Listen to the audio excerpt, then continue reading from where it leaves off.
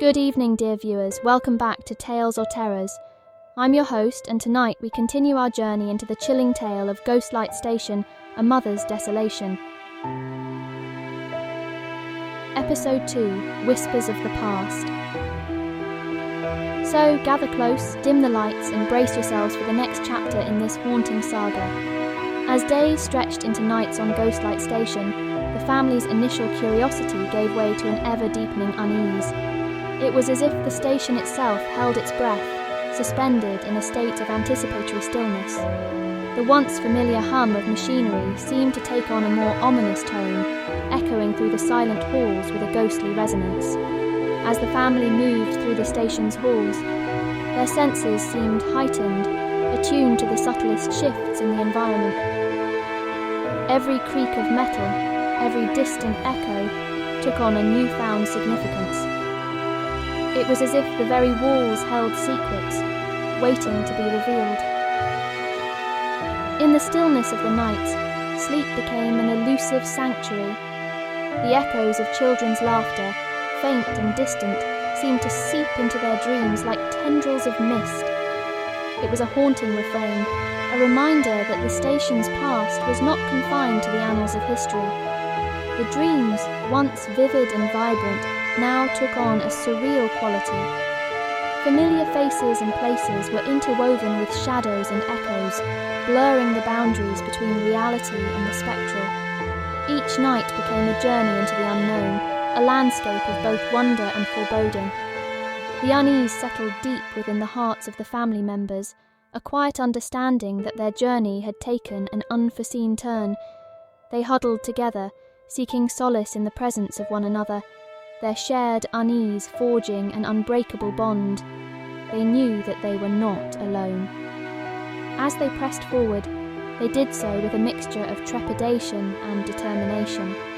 And so, as days turned into nights on Ghostlight Station, the family's journey took on a new dimension. They were explorers in a realm of mystery, seekers of truths that transcended the boundaries of the known. Each step forward was a declaration of their resilience in facing the haunting echoes of ages long past. As Emily delved deeper into the heart of Ghostlight Station, her footsteps echoed through the silent corridors, a solitary cadence in the hallowed expanse. The air seemed to grow still, charged with an electric energy that set her senses on edge. It was in these moments of quiet exploration that the boundary between the corporeal and the spectral began to blur. As she turned a corner, Emily's breath caught in her throat. There, among the rusted remnants of forgotten equipment, she caught fleeting glimpses of spectral figures. Children, their forms translucent and ethereal, moved with an otherworldly grace, their laughter a haunting melody that seemed to reverberate through the cold metal halls. Emily's heart swelled with a bittersweet ache as she watched the spectral children at play. They seemed so vibrant, their laughter a reminder of the joy that once echoed through the station's silent halls. Yet, beneath the surface of their mirth, there lingered a palpable sense of longing, a tinge of sadness that tugged at Emily's soul. Her family, too, had become entwined in this spectral ballet.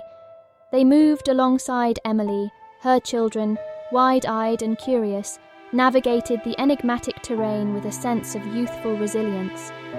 Together, they witnessed the spectral children at play, a tableau frozen in time.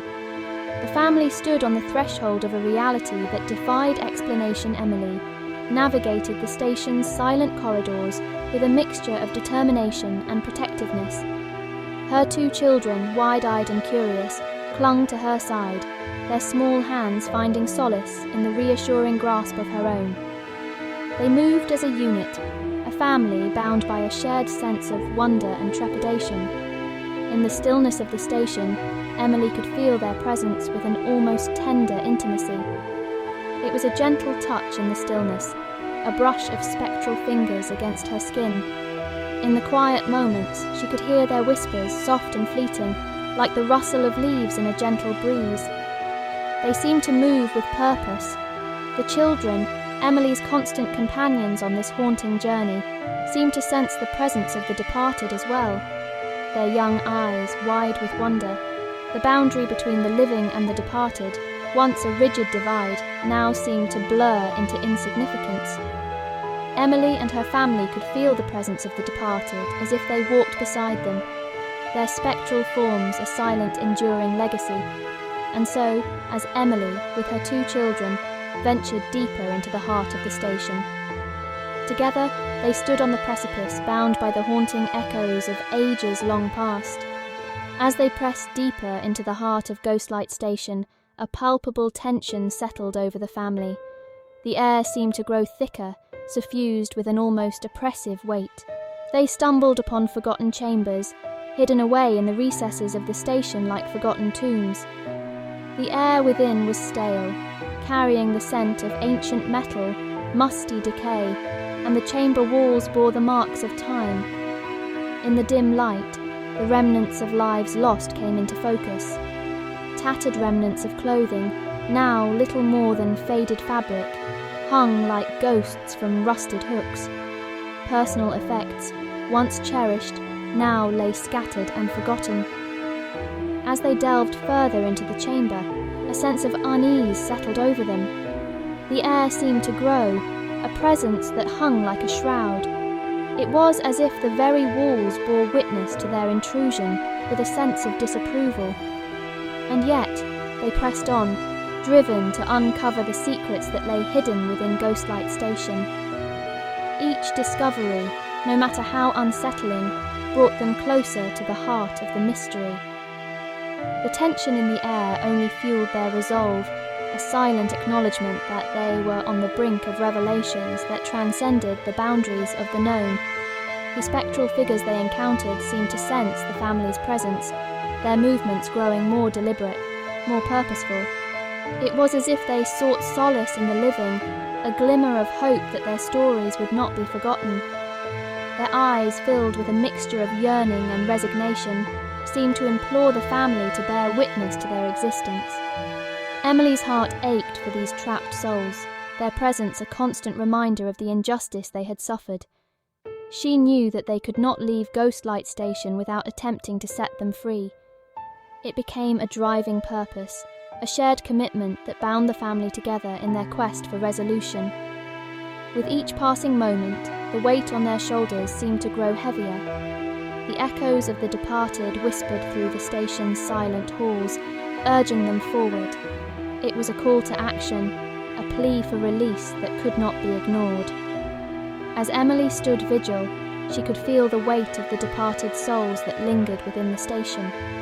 Their presence seemed to wrap around her, a spectral embrace that transcended the boundaries of the corporeal. It was a communion with the past, a connection to the souls that had become entwined with the station's silent halls. She knew that their path forward would be fraught with challenges, that the answers they sought were veiled in the shadow. And there you have it, dear viewers, Whispers of the Past. The second chapter of Ghostlight Station, A Mother's Desolation. Join us next time as we delve deeper into this chilling tale of isolation and the paranormal. Don't forget to like, subscribe to Tales or Terrors, and hit that notification bell to stay updated. Until then, remember, some mysteries are best left unsolved.